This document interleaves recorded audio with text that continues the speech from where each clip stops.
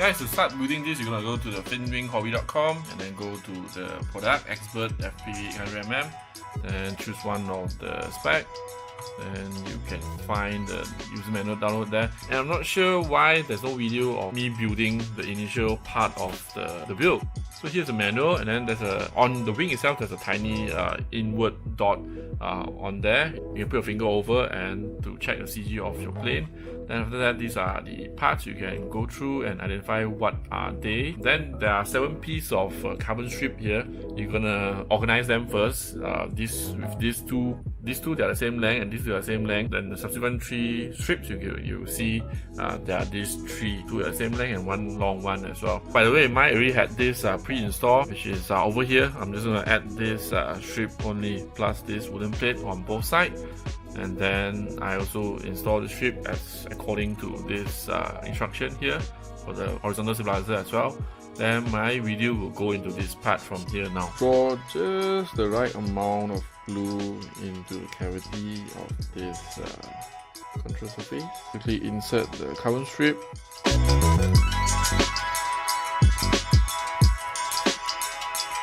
Make sure it's flat, will sink in fully. And use a metal ruler to make sure it's straight and the whole strip is inside. You may add a little bit of glue on the outer surface to fully secure this to prevent it from coming out, because the twisting force may pull this out. Repeat the same step on the other wing as well as the other body part where you need to apply the carbon strip as well. So vertical step, the carbon rod for joining the front and rear fuselage, both left side and right side. Cut free the aileron control surface as per the instruction. I bent it a lot and the surface here looks okay, but on the other side it looks to have a huge crack. So I'm just going to draw a little bit of hot melt glue for it to make a glue hinge. Make sure it's thin and flat. Once it's dry, massage the glue hinge. I'm going to roughen the surface first before gluing them together. This will ensure a good secured joint.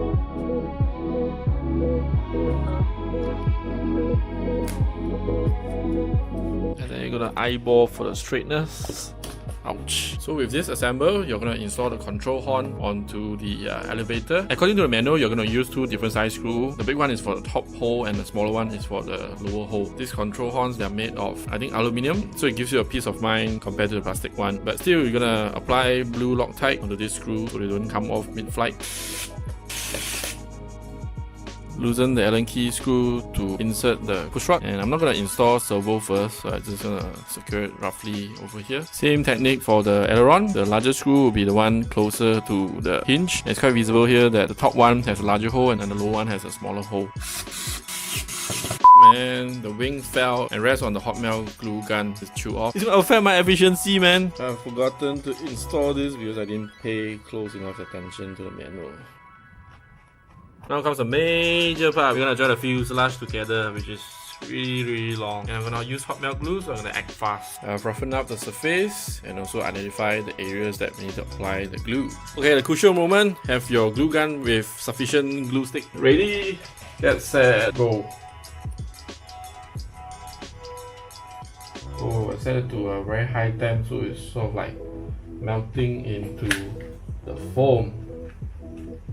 I set it 30 degrees higher than the temperature I normally use because this is an adjustable glue gun. Oh my god. Okay, the motor mount area is crucial. Make sure to apply glue properly and don't forget this top as well.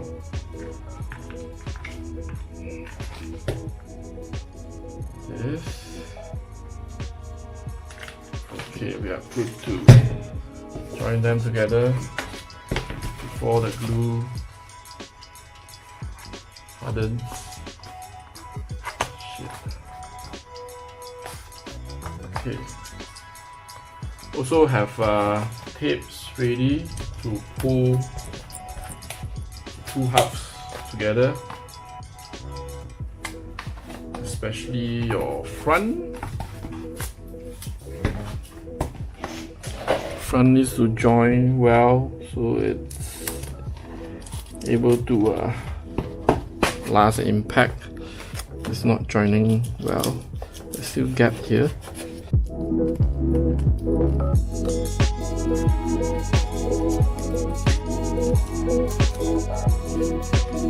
By the time I'm done applying the tape, I think it's really fully hardened. Okay, not yet. The glue is still a bit soft, which is a good thing. So we're going to apply force to make it join properly. We can add some glue later if there's a gap, for example here. So I'm going to hold on to it until the glue all hardens. There are gaps at the center section, so I'm going to apply glue from here and squeeze it again.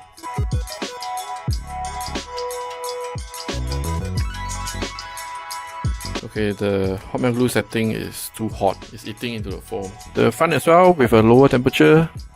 Off camera, I've applied glue to this joint, so the chassis is damn stiff now. Pretty dense material as well. Install wooden plate for the floor, and I'm gonna scratch this surface as well. I also scratch the wooden plate.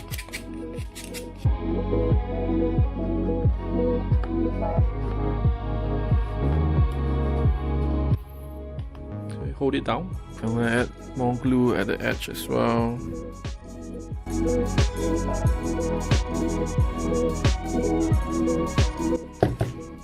The wooden version looks like I'm gonna glue it on as well.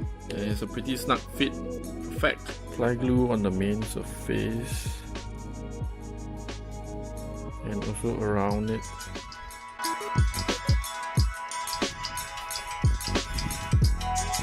So the belly protector, notice there's an arrow over here, so this should be at the front. In the manual, this is not visible. Finwing said don't apply too much glue so that it's easier for you to swap it next time. That means I'm going to apply just few spots of glue around the perimeter, and after that I'm going to close it up with a thin cellophane tape because where I fly there are a lot of sand, don't want any sand to get into it.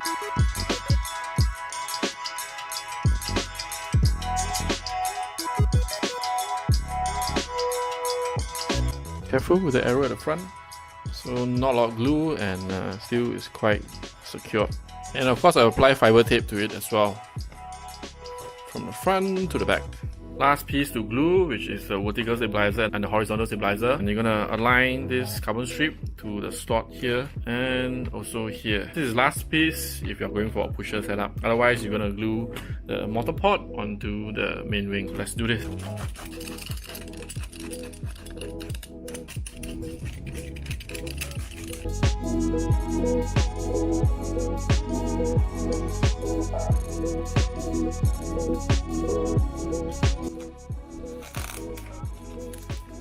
So using tape to pull them down again.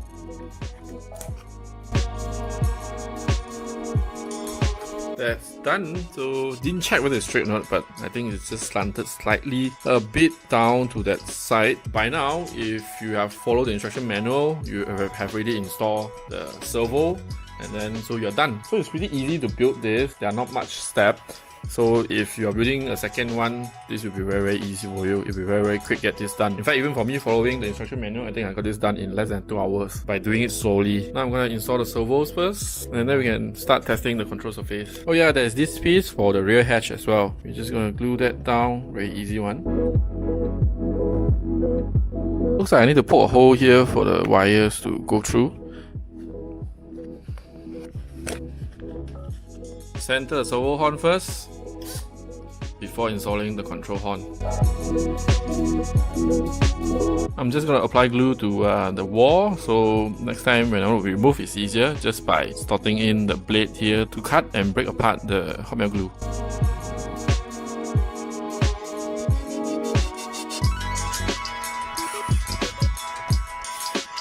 I thought of applying Loctite to this Phillips screw, but it's very tight that I'm unable to unscrew it at all, so I guess they have already glued it on permanently. So I centered the servo again, and then we adjust this throw here. For this side of the screw, I'm gonna apply Loctite. Okay, when the elevator is flat, you can secure the screw here. Make sure this doesn't get loose. Make sure it's really tight, not going anywhere. with the servo off first. The manual mentioned that you need a 45 cm extension lead for the elevator. I have a 50 cm one, will do as well. Installing the extension first. I'm just gonna slot this into the fuselage.